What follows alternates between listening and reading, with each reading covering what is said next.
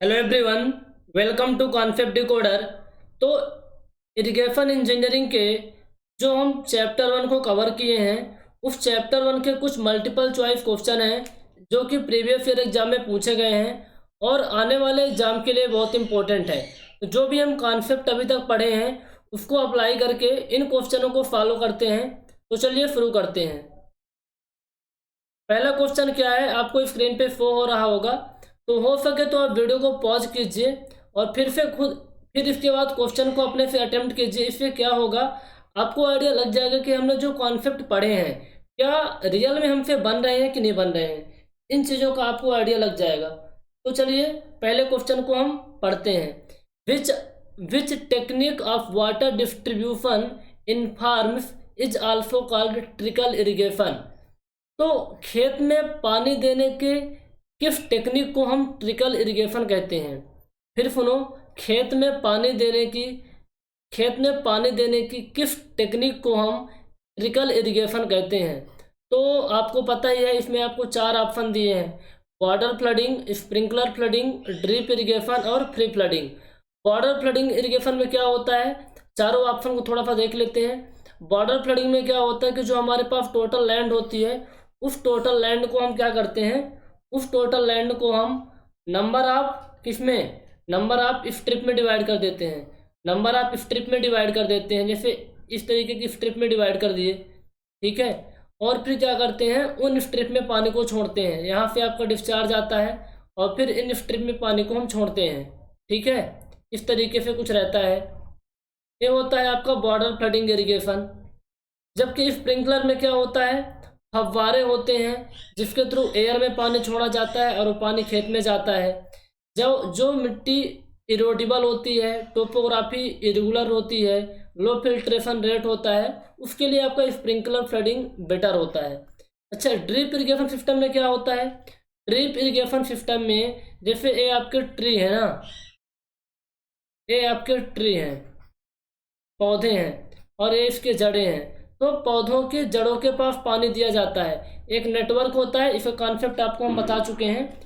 तो यहाँ पानी दिया जाता है, पौधों की जड़ों के पास पानी दिया जाता है, जिससे इवेपोरेशन एंड इनफिल्ट्रेशन लॉसेस बहुत कम होते हैं। और ड्रिप इरिगेशन को ही, क्योंकि इसमें बूंद बूंद करके पानी गिरता रहता है जड़ों के पास में, तो इसको ट्रिकल इरिगेशन भी कहते हैं। क्या बोलते हैं, ट्रिकल इरिगेशन। ट्रिकल का मतलब क्या होता है, छिड़काव। तो ड्रिप इरिगेशन को ट्रिकल इरिगेशन कहते हैं, क्योंकि इसमें बूंद बूंद करके पानी पौधों की जड़ों के पास गिरता रहता है, ठीक है। फ्री फ्लडिंग क्या होता है, फ्री फ्लडिंग इरिगेशन के तीन नाम हो, इसके कुछ और नाम हैं।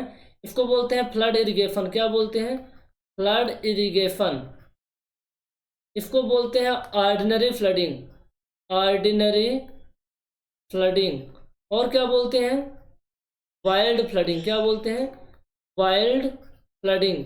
इसमें क्या होता है कि ये जो आपकी लैंड होती है ना, लैंड, इसमें डायरेक्ट मान लीजिए आपका वेल है, यहाँ से डिस्चार्ज आ रहा है, तो उसमें पूरे खेत में छोड़ देते हैं, पानी बहता रहता है।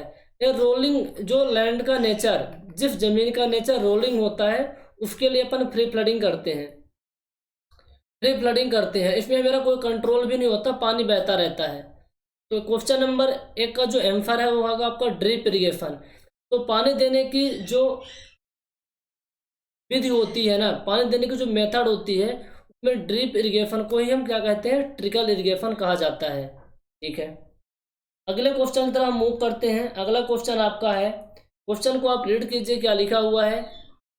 Irrigation water I to the land by means gravity flow indicates which of the following type of irrigation. Question क्या कह रहा है कि ये आपका मान लीजिए ये लैंड है, ये क्या है, कल्चरेबल लैंड है, खेती योग्य ज़मीन है।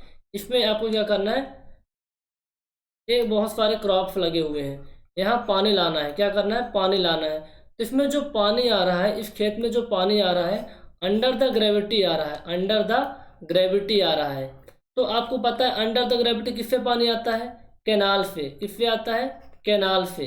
तो उसे क्या बोलते हैं, फ्लो इरिगेशन। क्या बोलते हैं, फ्लो इरिगेशन। जब पानी खेत में अंडर ग्रेविटी आता है, ग्रेविटी के थ्रू आता है, तो उसे बोलते हैं फ्लो इरिगेशन। जब पानी अगेंस्ट ग्रेविटी आता है, अगेंस्ट ग्रेविटी, उसे क्या बोलते हैं, लिफ्ट इरिगेशन। जैसे मान लीजिए कोई वेल है या फिर वेल है या फिर ट्यूबवेल है, तो वहाँ से जो पानी आएगा तो वहाँ आपको पंप लगाना पड़ेगा। क्या लगाना पड़ेगा, पंप। और फिर पंप को आप क्या क्या देंगे, मैकेनिकल एनर्जी देंगे, नहीं, पंप को आप देंगे इलेक्ट्रिकल एनर्जी, वो कन्वर्ट हो जाएगी मैकेनिकल एनर्जी में, और वो मैकेनिकल एनर्जी मिलेगी पानी को, तो पानी क्या होता है, ऊपर की तरफ चढ़ता है, मतलब अगेंस्ट ग्रेविटी। तो लिफ्ट इरिगेशन होता है अगेंस्ट ग्रेविटी। ड्रिप इरिगेशन क्या होता है, अभी आपको बताया, इसको क्या बोलते हैं, ट्रिकल इरिगेशन ही बोलते हैं।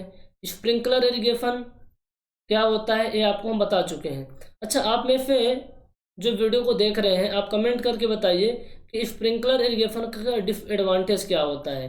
हमने वीडियो में डिस्कस किया है स्प्रिंकलर इरिगेशन का क्या डिसएडवांटेज होता है।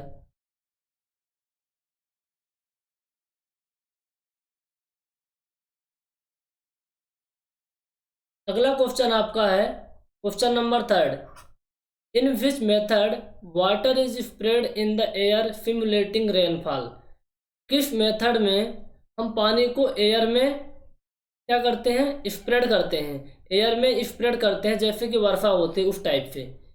तो ये होता है स्प्रिंकलर इरिगेशन। इसमें क्या होता है, स्टैंड होता है ना, इस मान लीजिए पाइप है, फिर ये क्या है आपकी पाइप, ये क्या होते हैं स्टैंड, फिर यहाँ क्या लगे होते हैं, फव्वारे लगे होते हैं, फिर पानी पूरे खेत में स्प्रे होता रहता है। आपको मैंने फोटोज में दिखाया था।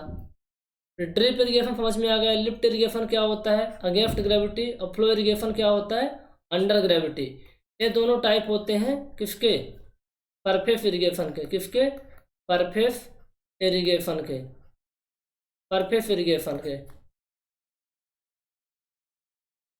अगला आपका क्वेश्चन है, for row crops the most commonly adopted method of surface irrigation. Surface irrigation की किस मेथड में रो क्रॉप्स के लिए वो मतलब अप्लाई होता है। रो क्रॉप्स का मतलब ये समझिए आप कि जो यहाँ आपके पेड़ पौधे, यहाँ आपके फसलें होंगी इस तरीके से रो में, ठीक है, इस तरीके से रो में आपकी फसलें होती हैं।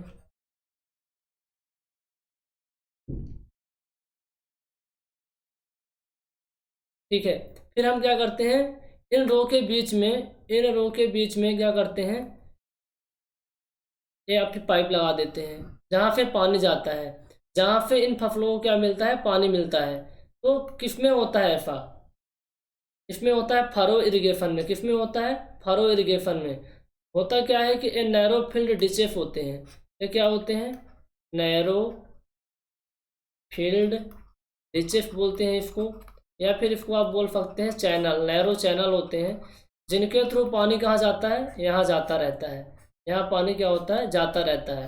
अच्छा, फरो इरिगेशन के बारे में कुछ और इम्पोर्टेंट पॉइंट हम डिस्कस किए थे, क्या आपको याद है, क्या आपको फरो इरिगेशन के बारे में हमने जो भी डिस्कस किया था, क्या आपको याद है।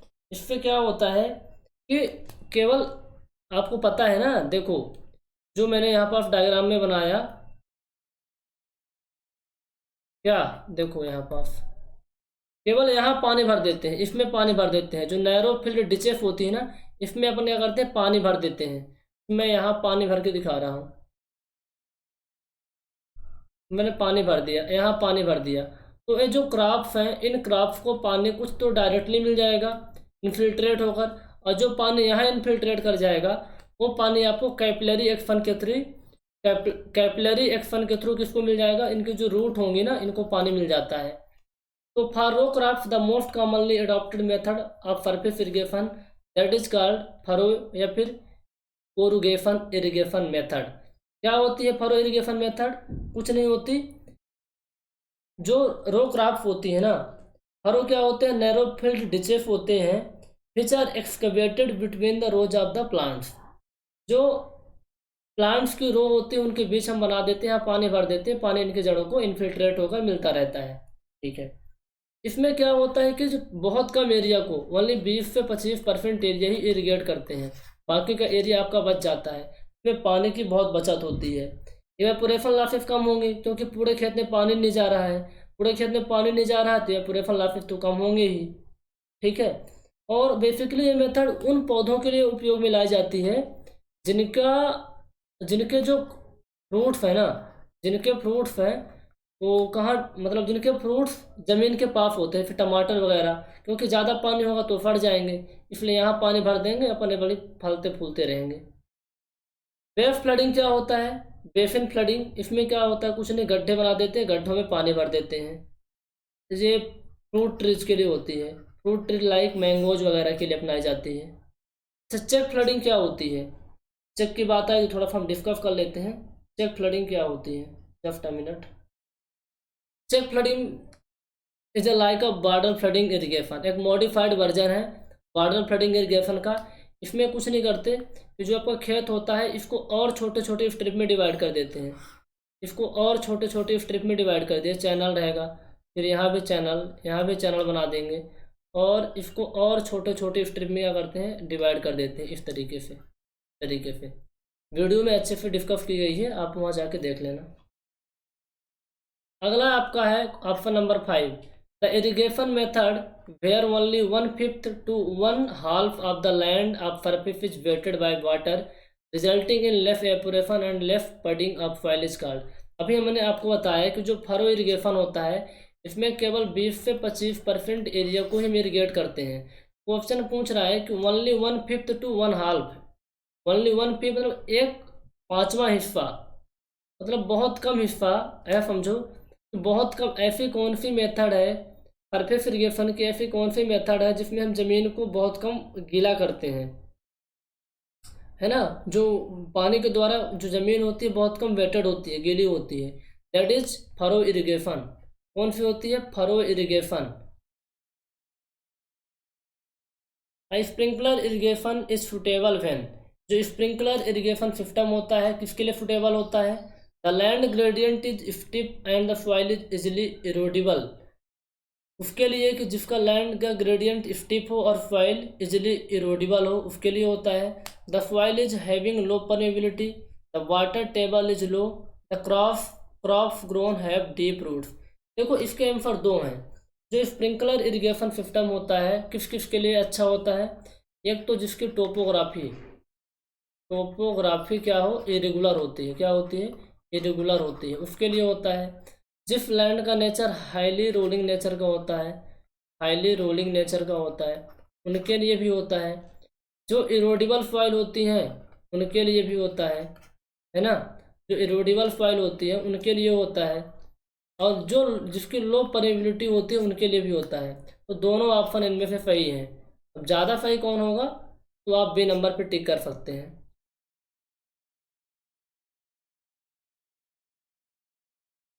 On rolling land the method applying water, जो रोलिंग लैंड में किस मेथड से हम इरिगेशन करते हैं वो होता है आपका चेक फ्लडिंग, नहीं होता, प्री फ्लडिंग भी नहीं होगा, बॉर्डर फ्लडिंग भी नहीं होगा, कौन सा होगा भैया? चेक फ्लडिंग, प्री फ्लडिंग होता है।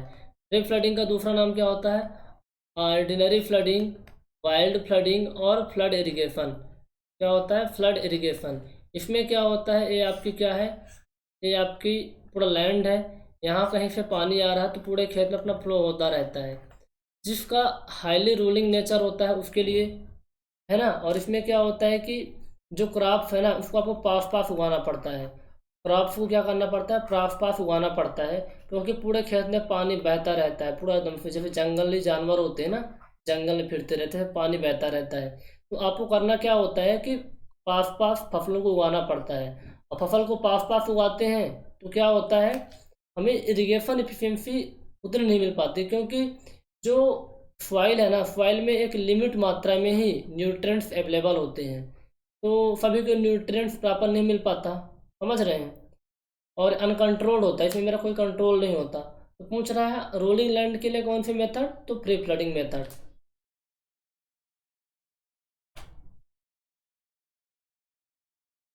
The method of growing crop on running, the method of growing crop on running on the sides of water ditches used in certain agricultural field is called। इस question का answer क्या होगा, आप ध्यान से पढ़ो। The method of growing crop on running on the side of water ditches used in certain, देखो simple सी बात है, ये पूछ रहा है किस मेथड में इस तरीके से होता है कि हम, ये आपके क्रॉप्स होते हैं, ये आपके क्रॉप्स होते हैं, और बीच में हम क्या कर देते हैं, पानी भर देते हैं, बीच में पानी भर देते हैं, फिर क्रॉप होता है ना, फिर क्रॉप होते हैं, ऐसे ये बोल रहा है। ये होता है आपका फरो इरिगेशन में। फरो इरिगेशन में जो चैनल होते हैं, इस चैनल को ही डिशेस बोला जाता है, ठीक है। तो साइड में पानी भरा रहता है, बगल में पौधे होते हैं, साइड में पानी भरा है, बगल में पौधे होते हैं, वो होता है फरो इरिगेशन में। किस में होता है? फरो इरिगेशन में। Which of the following statement is are not among the major limitation of sprinkler irrigation? इसका जवाब आप लोग मेरे को कमेंट में करके बताओ। बहुत सिंपल क्वेश्चन है, मैं इसको डिस्कस नहीं करूंगा, नहीं बनेगा तो बता देना। Which of the following statement is correct for sprinkler irrigation method? It is used for rice and jute. No. It is used for the soil have very low infiltration. It is best suitable for light soil. It requires border and field channel. न तो border बनाते न तो कोई channel बनाते, ठीक है। जरूरी नहीं है कि वो लाइट सॉइल हो तभी ये काम में आएगी, और हर तरीके के फसलों के लिए काम में आती है। तो ऐसा नहीं है कि चावल के लिए आएगी, जूट के लिए केवल आएगी। हाँ, लो इनफिल्ट्रेशन रेट के लिए जरूर उपयोग में आती है। आपका आंसर कौन सा होगा? Option number B is the correct answer of 10। 10वें नंबर का जो आंसर होगा बी ऑप्शन होगा। Because of large stream discharge irrigation is more suitable permeable. मतलब परमिएबल सॉइल के लिए जिसकी इनफिल्ट्रेशन रेट बहुत ज़्यादा हो, इनफिल्ट्रेशन रेट बहुत ज़्यादा होता है, जिसका इन्फिल्ट्रेशन रेट बहुत ज़्यादा होता है, तो उसके लिए अपन कौन सी, जिस ज़मीन का इन्फिल्ट्रेशन रेट ज़्यादा है, मतलब परमिएबिलिटी क्या होगी? मोर होगी, तो उसके लिए कौन सी मेथड अच्छी होती है? वो होती है, देखो इनमें से ऑप्शन नंबर फ्री फ्लडिंग तो होता नहीं है, स्प्रिंकलर भी नहीं होता क्योंकि लो इन्फिल्ट्रेशन के लिए होता है, हाई इन्फिल्ट्रेशन के लिए तो नहीं होता। फरो में भी, फरो तो हर तरह की फसलों के लिए हो नहीं पाती है ना, उनके लिए होता है जिनके फसलें क्या होती है ज़मीन के पास, जिनके फल ज़मीन के पास होते हैं। चेक फ्लडिंग होती है, चेक फ्लडिंग। चेक फ्लडिंग में क्या ऑप्शन होता है कि आप क्या करते हैं, चेक बना देते हैं, छोटे छोटे क्यारियाँ बना देते हैं, छोटे छोटे क्यारियाँ बना देते हैं, तो वहाँ आप कंट्रोल कर सकते हैं कितना पानी हमें डालना है, और वाटर लॉगिंग की प्रॉब्लम को भी एलिमिनेट कर सकते हैं चेक फ्लडिंग करके, चेक फ्लडिंग करके वाटर लॉगिंग की। लेकिन बात ये थी कि परमिएबल सॉइल, मतलब इन्फिल्ट्रेशन रेट ज़्यादा है तो आप चेक फ्लडिंग अपनाओ, चेक फ्लडिंग ज़्यादा सही रहेगा। विच of the following has the maximum water application efficiency? आप बताओ कि ऐसी कौन सी सिंचाई की टेक्निक है जिससे मैक्सिमम एफिशिएंसी मिलती है ना, मोस्ट एफिशिएंट मेथड कौन सी है? हम आपको डिस्कस किए थे कि सरफेस इरिगेशन क्या होता है। सरफेस इरिगेशन ऐसा इरिगेशन होता है जिसमें हम पानी ज़मीन के सरफेस में देते हैं, और उस जैसे ज़मीन के सरफेस में देते हैं, एक रूट्स हैं आपके, ज़मीन के सरफेस में पानी देते हैं, और वो पानी क्या होता है, इन्फिल्ट्रेट कर जाता है। वो पानी क्या होता है, इन्फिल्ट्रेट कर जाएगा, और इन्फिल्ट्रेट होकर के पौधों की जड़ों में पहुंच जाता है, इन्फिल्ट्रेट होकर के पौधों की जड़ों में पहुंच जाता है, रूट जोन में पहुंच जाता है। ये सरफेस इरिगेशन है, यहाँ पानी दे दिए, पानी क्या होगा, इन्फिल्ट्रेट होगा, और यहाँ रूट जोन में चला जाता है, रूट जोन में। और सरफेस इरिगेशन के दो टाइप होते हैं, फ्लो इरिगेशन और आपका लिफ्ट इरिगेशन। स्प्रिंकलर क्या होता है पता है? अच्छा, सब सरफेस इरिगेशन क्या होता है? देखो सब सरफेस इरिगेशन में क्या करते हैं, समझो, इसमें जो सब सरफेस इरिगेशन होता है उसमें कुछ नहीं करते, जो आपकी ग्राउंड होती है ना, ग्राउंड सरफेस, जैसे आपके पेड़ पौधे कुछ लगा देता हूँ, इनको हमें पानी देना है, ठीक है, इनको हमें पानी देना है, तो क्या करेंगे कि सरफेस से नीचे, सरफेस से नीचे 5 से 6 इंच नीचे थिन प्लास्टिक की पाइप बिछा देंगे। ये हम पाइप बिछा दिए, और इसका कनेक्शन किसी मेजर पाइप से होगा जहाँ से पानी आ रहा होगा, ठीक है, जहाँ से पानी आ रहा होगा, और यहाँ क्या होते हैं, नोजल लगे होते हैं, नोजल, और जो इनके रूट है ना क्रॉप्स के, इनको पानी मिलता रहता है। तो ये सब सरफेस इरिगेशन होता है। इससे क्या होता है कि एवेपोरेशन भी इसमें नहीं होता, एवेपोरेशन भी बहुत कम होता है, और इन्फिल्ट्रेशन भी नहीं होता क्योंकि डायरेक्ट पानी पौधों के रूट को मिल रहा है, रूट जोन में मिल रहा है। तो सबसे इफिशिएंट मेथड होता है वो होता है सब सरफेस इरिगेशन। यदि ऑप्शन में सब सरफेस ड्रिप दिया है तो उसको टिक करना, और नहीं दिया है इसमें तो सब सरफेस इरिगेशन इसका करेक्ट आंसर होगा।